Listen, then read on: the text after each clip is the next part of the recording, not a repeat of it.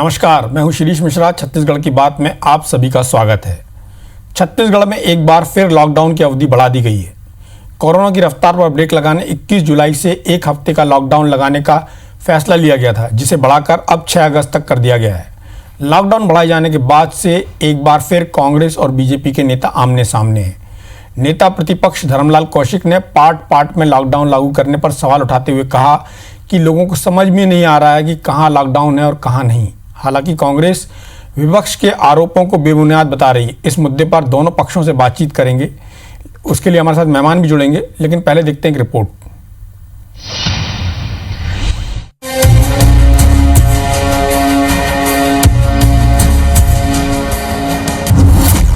Corona संक्रमण के बढ़ते मामलों को देखते हुए छत्तीसगढ़ में लॉकडाउन 6 अगस्त तक बढ़ा दिया गया है। इस दौरान होने वाले त्योहार, बकरीद और रक्षाबंधन के लिए भी कोई छूट नहीं दी गई।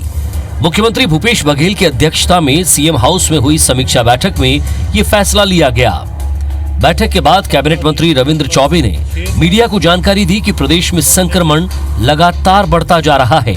इसे देखते हुए 15 दिनों का लॉकडाउन किया जा रहा है। जिला कलेक्टर अपने स्तर पर इसका फैसला ले सकेंगे। तो सबने महसूस किया कि लॉकडाउन की अवधि बढ़ना ही चाहिए। अब इसको लगातार लगभग 15 दिन का मतलब 6 तारीख तक करने के संबंध में निर्णय लिया गया और जिलाध्यक्षों को निर्देश दिया गया कि जहाँ जहाँ इस प्रकार से प्रकरण बढ़ रहे हैं वहाँ तत्काल इस प्रकार के रोकथाम की कार्यवाही करें। फिलहाल रायपुर में 28 जुलाई तक लॉकडाउन किया गया था। इसके साथ ही बिलासपुर, दुर्ग समेत राज्य के 15 जिलों में लॉकडाउन है। लेकिन राजधानी रायपुर समेत कई बड़े शहरों में लॉकडाउन के बावजूद कोरोना के मामले लगातार बढ़ते जा रहे हैं। कोरोना का हॉटस्पॉट बन चुके रायपुर में तो प्रतिदिन औसतन 100 से ज्यादा मरीज मिल रहे हैं। बीते 3 दिनों में ये आंकड़ा 700 तक पहुंच गया। जाहिर है इसे लेकर भूपेश सरकार की चिंता जरूर बढ़ी होगी। लिहाजा इसे रोकने के लिए लॉकडाउन की अवधि को 28 जुलाई से बढ़ाकर 6 अगस्त कर दिया गया। हालांकि विपक्ष पार्ट लॉकडाउन बढ़ाए जाने के सरकार के फैसले को कंफ्यूजन और भ्रम वाला बता रहा है। साथ ही उसने सीएम के बजाय डीएम के फैसले लेने पर भी सवाल उठाए। डीएम के बजाय सीएम को और उनकी सरकार को निर्णय लेनी चाहिए कि लॉकडाउन आवश्यक है तो उसका पूर्ण रूप से पालन हो। मिली-जुली जो लॉकडाउन अभी जो चला रहे हैं ना, इसका असर हो रहा है और खाली लोग परेशान हो रहे हैं। कुल मिलाकर छत्तीसगढ़ में कोरोना की रफ्तार पूरे चरम पर है।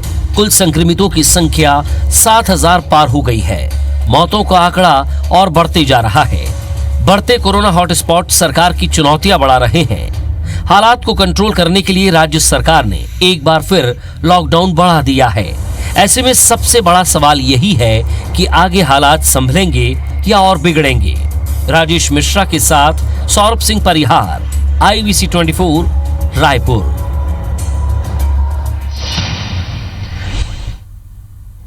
जारी रहेगा लॉकडाउन, इस विषय पर चर्चा के लिए हमारे साथ राज्य सरकार के स्वास्थ्य मंत्री TS सिंहदेव साहब हैं। सिंहदेव साहब, आपका बहुत बहुत स्वागत है।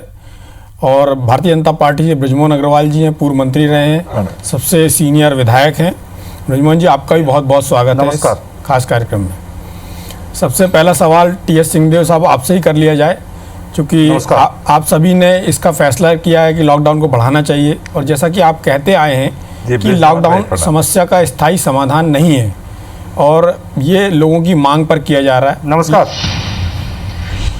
लेकिन आपकी सरकार के एक मंत्री, जिनकी अभी बाइट देखी रविंद्र चौबे जी की, उन्होंने साफ तौर पे कहा है कि इसकी आवश्यकता महसूस की जा रही थी। दूसरा सवाल ये है, जो भारतीय जनता पार्टी आरोप लगा रही कि पार्ट में लॉकडाउन करने से इसका प्रभाव उतना नहीं आ रहा है जितना आना चाहिए था। दोनों बातों पर मैं चाहूँगा कि आपका स्पष्टीकरण या आपका जवाब आए।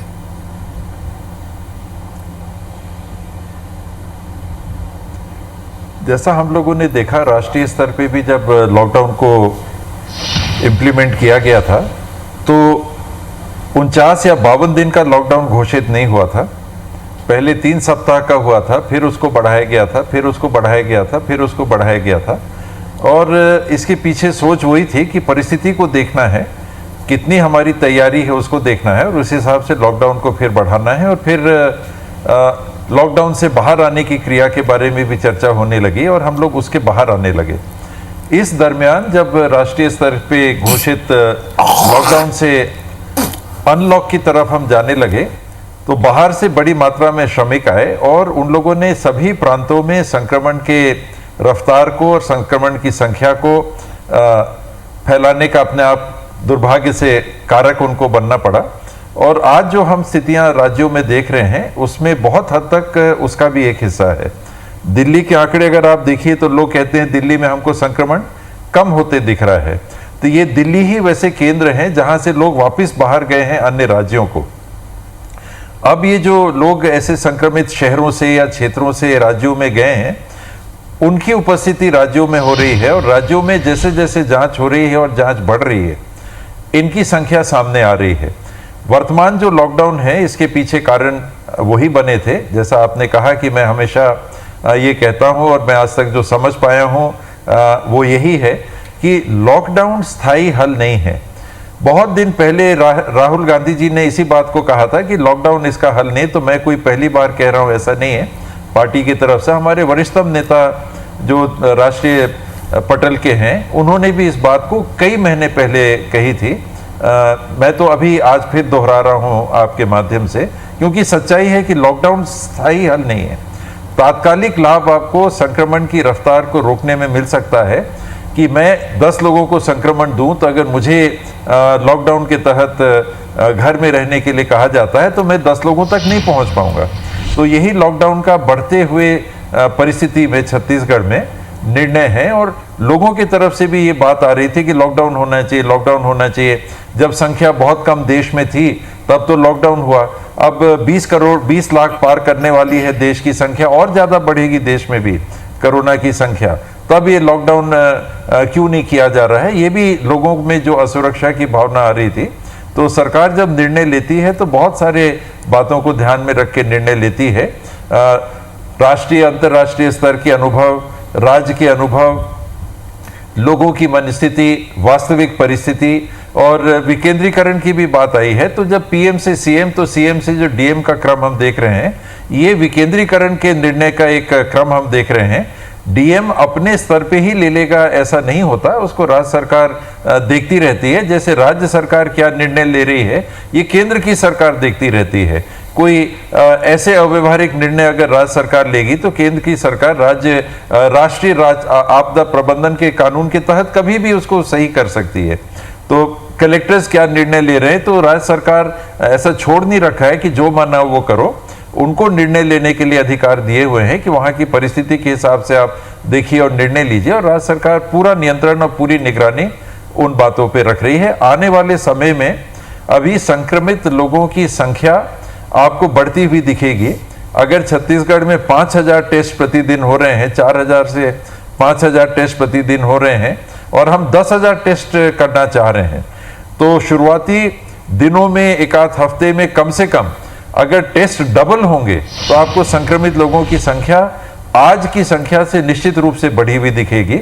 इसका ये अर्थ नहीं है कि संक्रमण फैल गया, इसका ये अर्थ निकालना चाहिए कि संक्रमित व्यक्तियों की पहचान हम करने में सफल हो रहे हैं और उसके माध्यम से नियंत्रण करने की दिशा में बढ़ने के लिए हम रणनीति और पुख्ता बना सकेंगे।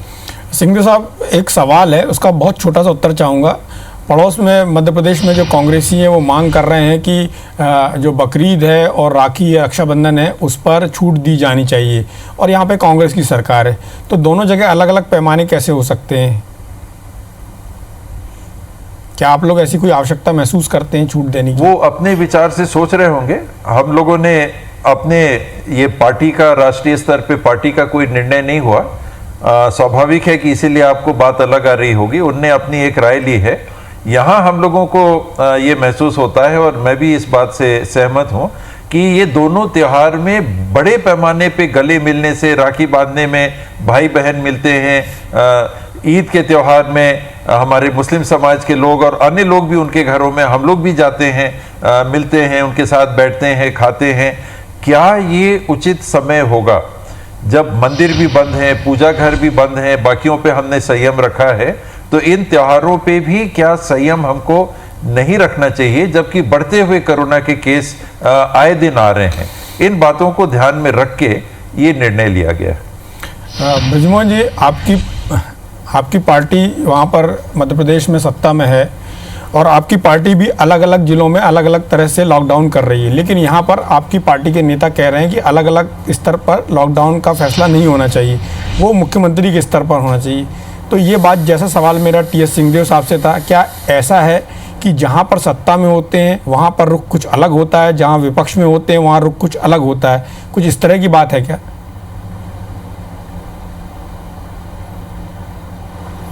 देखिए, ये छत्तीसगढ़ में लॉकडाउन के निर्णय का तो हम स्वागत करते हैं, हम विरोध नहीं कर रहे हैं। हमारा कहना है कि छत्तीसगढ़ एक छोटा प्रदेश है और छत्तीसगढ़ प्रदेश में संक्रमण बहुत तेजी से, क्योंकि रायपुर राजधानी होने के कारण सबसे ज़्यादा संक्रमण कहीं फैला है तो रायपुर राजधानी में फैला है और यहाँ सब लोगों के संपर्क है। लगभग रायपुर के आसपास के 4-6 जिलों के और छत्तीसगढ़ के सभी जिलों के लोगों के घर यहाँ पर हैं, उनके बच्चे यहाँ पर पढ़ते हैं। इसलिए पूरे छत्तीसगढ़ में एक जैसा कानून, एक जैसा नियम लागू होना चाहिए। ये जो लॉकडाउन है ये पूरे छत्तीसगढ़ में एक साथ लागू होना चाहिए और छत्तीसगढ़ में मुख्यमंत्री जी, स्वास्थ्य मंत्री जी सब राजधानी में रहते हैं, तो यहाँ पर निर्णय अगर सरकार के स्तर पर होगा तो ज़्यादा ठीक निर्णय होगा और अगर ये कलेक्टर के स्तर पर होगा तो वो निर्णय ठीक नहीं हो पाएगा, क्योंकि कलेक्टर की भी अपनी एक सीमा होती है। अब रायपुर से 2 किलोमीटर बाहर माना की बॉर्डर है, यहाँ से 2 किलोमीटर बाहर मंदिर असौद की बॉर्डर है, वहाँ शराब बिक रही है, वहाँ पर लाइनें लग रही हैं, वहाँ के रायपुर के लोग वहाँ पर जाकर लाइनों में लग रहे हैं, तो लोग संक्रमित होंगे। इसलिए जरा इस मामले में हमको बहुत सोच समझकर, कलेक्टर एक अपनी सीमा के अंदर ही कुछ कर सकता है, परंतु राज्य सरकार पूरे राज्य का निर्णय ले सकती है। इससे रायपुर से 2 किलोमीटर बाहर का ये संक्रमण नहीं फैलेगा। 2 किलोमीटर बाहर जाकर लोग शराब खरीद रहे हैं, लाइनें लगा रहे हैं, वहां पर बाजार खुल रहे हैं, दुकानें खुल रही हैं। इसलिए छत्तीसगढ़ जैसे छोटे राज्य में पूरे राज्य के लिए एक निर्णय होना चाहिए और ये सरकार के स्तर पर निर्णय होना चाहिए। और साथ में हम इस बात का आग्रह करेंगे कि हम कोई खुला रक्षाबंधन के लिए खुली छूट नहीं देना चाहिए, परंतु क्योंकि एक ये त्योहार है भाई बहन का और इसलिए कुछ समय के लिए उसमें हम ढिलाई देकर लोग एक रस्मी रूप से इस त्योहार को मना सके, उसकी व्यवस्था सुरक्षित तरीके से की जानी चाहिए।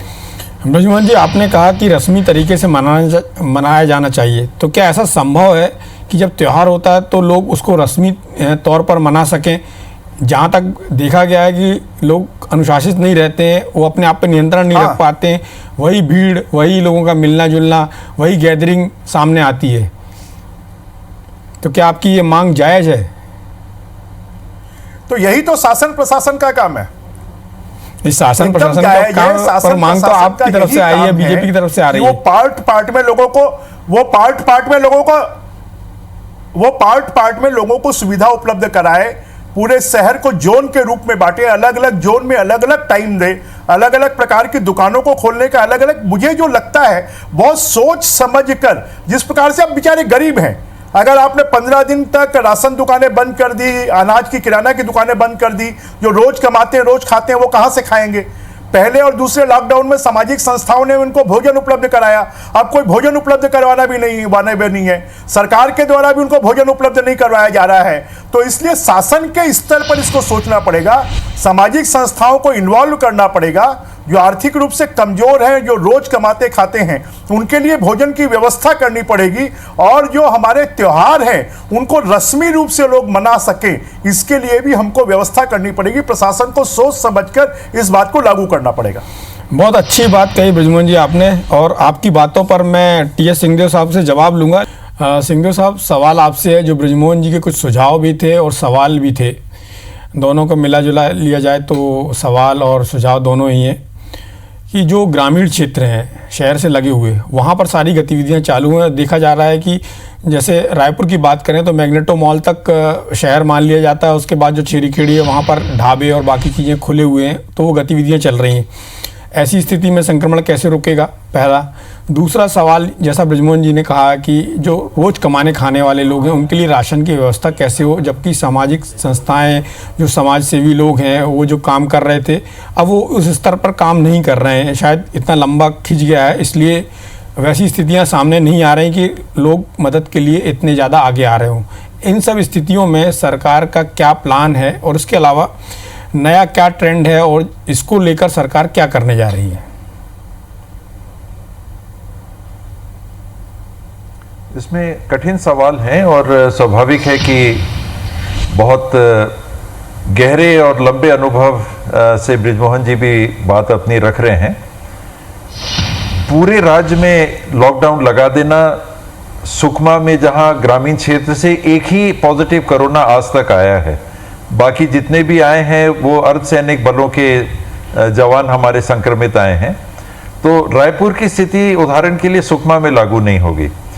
जो बृजमोहन जी ने कहा कि रायपुर की स्थिति बगल में माना है, ये निश्चित रूप से चिंता का विषय है कि लॉकडाउन जब लागू किया जा रहा है और वही जिला प्रशासन उन बातों को भी देखेगा। माना इत्यादि में जो लोग जा रहे हैं जरूर उनकी भी ट्रेसिंग होगी, कॉन्टैक्ट ट्रेसिंग होगी, और वहां जांच के दरमियान अगर पाया जाता है कि संक्रमण वहां भी पहुंच रहा है, और मैं बृजमोहन जी की बात से बिल्कुल सहमत हूं इस बाबत कि उदाहरण के लिए मैंने अंबिकापुर में नज़दीकी से अध्ययन कराया, तो शहर में काम करने के लिए जो लोग आ रहे थे ग्रामीण क्षेत्र के दुकानों में, कार्यालयों में, वो संक्रमण लेके जा रहे थे। तो ये निसंदेह ऐसी स्थिति है कि जो संक्रमित क्षेत्र है और आज की तुलना में निश्चित रूप से शहरों में ज़्यादा ग्रामीण क्षेत्र की तुलना में, तो गांव के लोगों को निर्बाध रूप से अगर शहर में आने की स्थिति बनी रहती तो वो स्थिति संक्रमण वो ले जाते। अब ठीक उल्टी स्थिति बनी हुई है कि अगर गांव शहर के लोग गांव में चले गए लॉकडाउन के हिसाब से, तो उनको शहर की सीमा पार करने से रोक होनी चाहिए। जब तक वो किसी काम से नहीं जा रहे हैं, जायज काम से नहीं जा रहे हैं, तो मेरे ख्याल से शहर की सीमा पार करने पे भी रोक होनी चाहिए। जिला प्रशासन जरूर इस बाबत भी देखेगा और वो भी नियंत्रण आवश्यक है कि आपने शहर में इसलिए आपने लॉकडाउन लगाया क्योंकि शहर में संक्रमण फैल रहा है और शहर के ही लोगों को आप बाहर जाने दे रहे हैं। जैसा बृजमोहन जी कह रहे थे, जान पहचान, रिश्तेदारी, पहुंच प्रदेश भर में रहती है बड़े शहर के लोगों की, तो फिर वो लॉकडाउन कायम या कामयाब उस हद तक नहीं हो पाएगा। तो यही काम है जो डेली वहां पर प्रशासन के लोग हर बाहर जाने वाले रास्ते पे, मैं अभी अंबिकापुर से यात्रा करके कल ही आया, हर शहर में मैंने बैरिकेड्स लगे हुए दिखे, वहां पर तैनात मुझे कर्मी दिखे जो इसके पहले के लॉकडाउन में मुझे नहीं दिखते थे। राजस्व प्रशासन के भी दिखे, पुलिस प्रशासन के भी दिखे, स्वास्थ्य विभाग के भी मेरे को दिखे, क्योंकि मैंने माना कि वो जो थर्मल सेंसर लेके खड़े हैं वो स्वास्थ्य विभाग के प्रतिनिधि होंगे। मैं जरूर रुका नहीं, मन था रुकने का लेकिन रुका नहीं। तो अनेकों जगह मैंने ये प्रबंधन देखा। अगर ये प्रबंधन शहर जहां पर आपने संक्रमण माना है उनके लोगों को घरों में भी आप रहने के लिए कह रहे हैं और फिर बाहर जाने दीजिएगा, तो वो फिर सफल प्रबंधन नहीं होगा। जिला प्रशासन पूरी तरह से इस पे नजर रखेगा और संक्रमित क्षेत्र से बाहर जाना ही प्रयास है। जिस रोजगार की बात बृजमोहन जी ने कही, ये भी किराने संबंधी शुरू में तैयारी डेली सरकार ने दी। एक हफ्ते के लॉकडाउन के पहले जो रोज कमाने खाने वाले लोग हैं उनके लिए जो किराने वगैरह की पड़ेगा, निश्चित रूप से कुछ प्रभाव पड़ेगा एक हफ्ते की। जी, तो इसके लिए सरकार विचार आगे कर सकती है, क्योंकि एक हफ्ते का लॉकडाउन पहले चर्चा में आ गया था, तो 3-4 दिन उसके पहले पर्याप्त समय था राशन वगैरह लेने के लिए।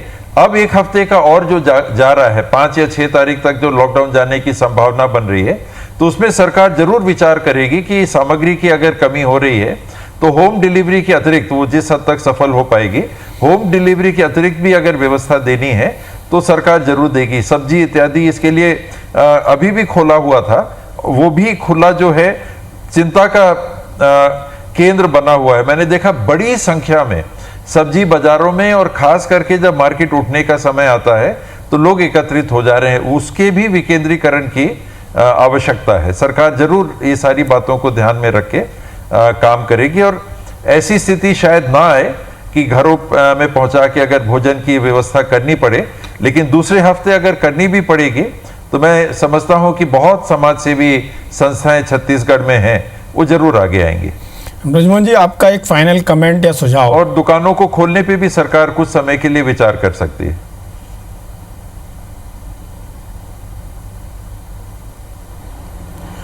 बृजमोहन जी, आपका फाइनल कमेंट? देखिए, टीएस सिंहदेव जी ने कहा,